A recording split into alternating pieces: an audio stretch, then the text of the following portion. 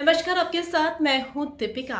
क्या रजत और चाहत को प्यार हो गया है? ये हम इसलिए कह रहे हैं क्योंकि इस प्यार की भनक न सिर्फ फैंस को लग गई है, बल्कि अब तो घर के लोगों को भी लगने लगी है।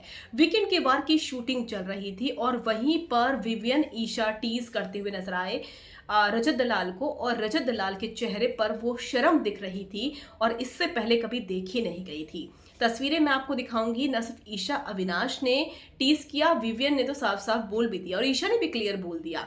चलिए, अगर आपने सब्सक्राइब नहीं किया है तो जल्दी से कर लीजिए ताकि सारी की सारी लेटेस्ट खबरें आप तक पहुंचे जल्द से जल्द।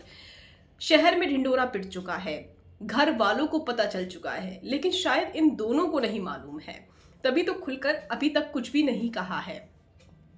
यहाँ पर चाहत जिस तरीके से रजत की केयर करती है, रजत जिस तरीके से केयर करते हैं चाहत की, वो साफ दिखता है और दोनों का बॉन्ड फ्रेंडशिप से ज़्यादा अब कुछ और लगने लगा है। अब यहाँ पर वीकेंड के वार की शूटिंग चल रही थी तो अविनाश रजत से पंगे ले रहे थे और मीठी मीठी बातें चल रही थी। तो वहाँ पर विवियन बोलते हैं कि रजत बाबू, सबको पता चल गया है, अब कौन बच रहा है। इस तरह की बातें होती हैं तो ईशा बोलती है कि जो चल रहा है साफ साफ बता दो ना, क्या फर्क पड़ता है।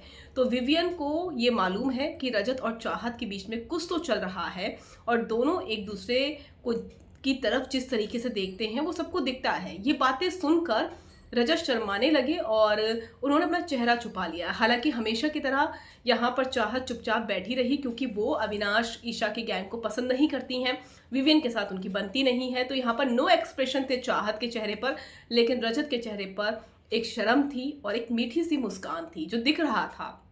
तो विवियन ने भी उन्हें बोला कि सबको पता है क्या चल रहा है। ईशा ने भी बोला कि जो चल रहा है वो बता दो क्योंकि हमको सब मालूम है।